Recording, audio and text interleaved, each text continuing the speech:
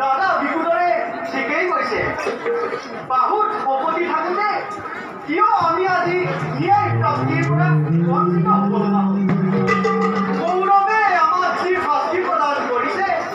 তাৰ উচিত প্ৰতিশোধ ল'বলৈ আমাৰে এই অসুৰৰ বাহুত অথলে যাব দাদা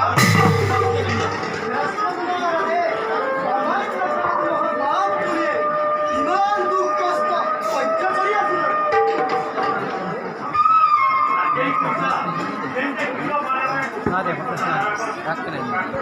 বছর না বলে